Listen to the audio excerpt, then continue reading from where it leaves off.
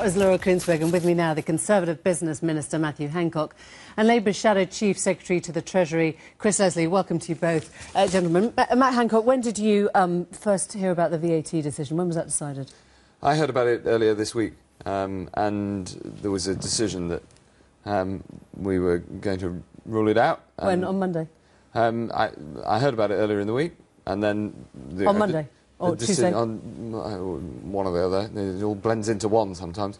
So you heard before the Chancellor, because he was asked it 5 times yesterday and he didn't have a straight answer to it yesterday. Well, the Chancellor was in front of the Treasury Select Committee. There was obviously a decision not to announce a new policy in that forum, but instead to announce it at Prime Minister's questions. So he knew it when he was being asked by the Treasury Select Committee yesterday? Well, the way he answered the question is he said we don't need to, and that's absolutely true. Well, he fudged it, didn't he? I mean, he fudged answering the question. He could have said, we're not going to raise it. He used the same formula that politicians sometimes use when they are saying that that they don't know whether they are or not going to. But he didn't absolutely categorically rule it out. No, that happened at Prime Minister's questions today. And you knew that David Cameron was going to say it at PMQs today, did you?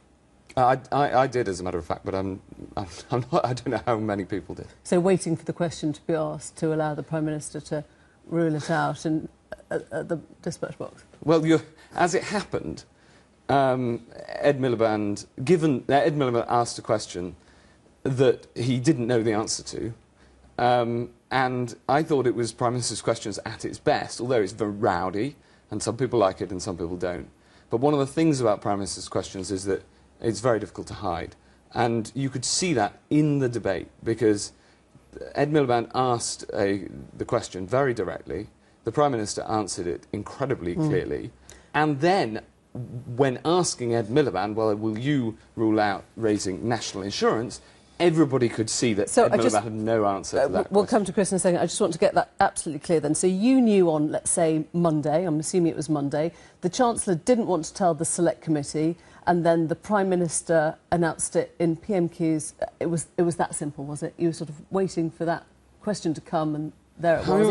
You've been sitting on this for a couple of days. I mean, no, it's a big decision, right? It's a big decision. And we've been waiting for policy detail for God knows how many months. Yeah. And suddenly, in 2 days, out it comes, as if this has sort of been a plan all along, and you said you've only known about it since Monday. Well, me personally, I mean, I'm in the business department. It's £100 billion, right? That's sort of just flown out there. I mean, I will take up one point with Laura's package. She said it's very expensive. It's not expensive. It's not expensive to taxpayers to commit not to raise their taxes. Sure, but the point she made was that if you raised it by just 1%, you'd make £5 billion. What you're doing is that we would raise it from taxpayers. You don't make this money in government. It's taxpayers' You have that money to spend, which you've now ruled out. So you've booked yourself in by a lot of money, by £100 billion. But, yeah, but it hasn't changed our plans. So we have a very clear plan of how to find the remaining £30 billion that we need. And actually, what we can now do is ask Chris Leslie, because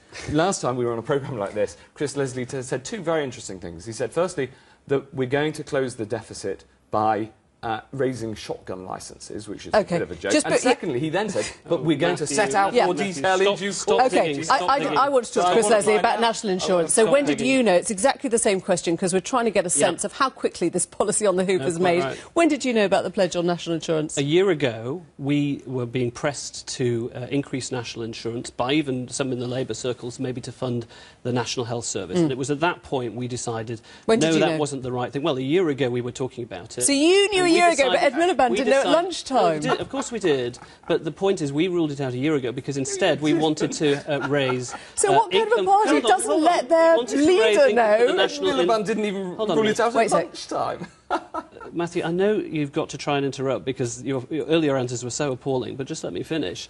What we decided to do was to fund the NHS by raising a mansion tax on those properties worth £2 million and above. That's a better way and a fairer way to raise money for the NHS. Our approach is that every single time we have a spending commitment that we want to announce, we'll say exactly where the money comes from. And then so there was no need, in fact, to raise national insurance. In fact, yesterday, before Prime Minister's question time, Ed Balls was being being interviewed and unprompted offered up, we don't have any need to raise national insurance. You're confusing me now. So you're confusing me now because something the question we were going was to come to in our manifesto, obviously. But yesterday we were focusing on VAT, and there's a reason for that. It's because the Conservatives have a track record historically of saying before an election, we're not going to do it. In the same way as the Prime Minister did today. Because the question was asked to Ed Milliband. It's the same question that I put to Matthew Hancock.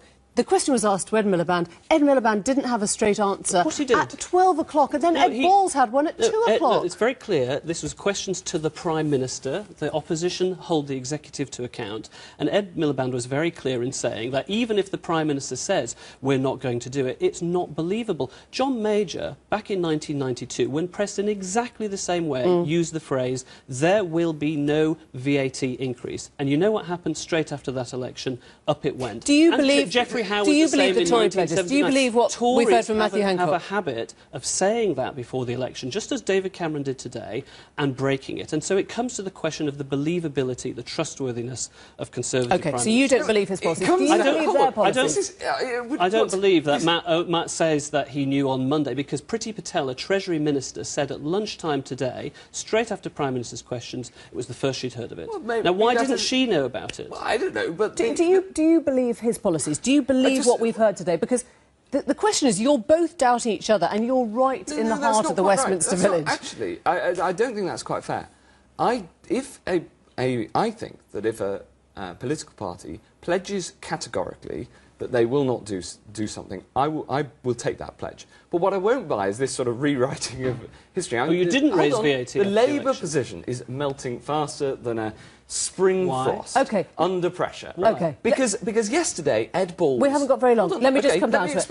Let me explain. No, I just want to get to the sticking point of this, which is how much do these policies and these pledges mean? Right.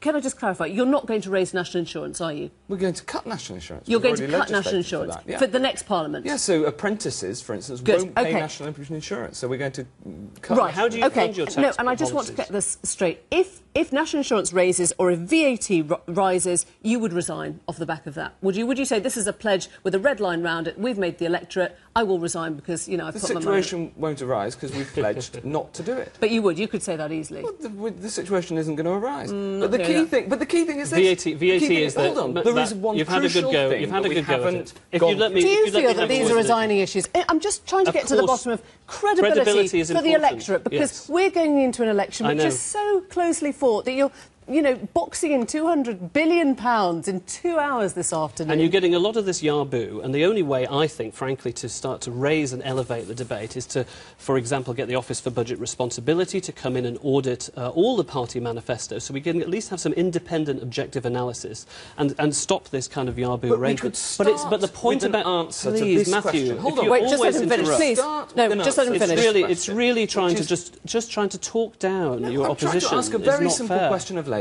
We have set out how we're going to find the 30 billion that's needed. No, you haven't. We have. Well, where are your 12 billion cuts? in welfare. Which welfare 13 cuts? billion Which from ones? departments and 5 billion from tax. Which from departments? What are departments? The government. Which one? For instance, which government departments? Hold on. Which and on ones? welfare, for instance, we said we would freeze working age 12 welfare. billion. But Labour have not set out a single penny of it other than and the shotgun licences. And I'll tell you the So is that coming? No, I just want one last question. Are these pledges safe from coalition negotiations now? If you go into coalition, are these ring-fenced, what you've just said today? Yeah, I mean, I don't want to be part of a cabinet that is involved in raising VAT. I've said this before and I say it again. I'll tell you why, because it's regressive and it hurts the poorest most. Thank you both very much indeed. We've run out of time, but thank you. I passionately...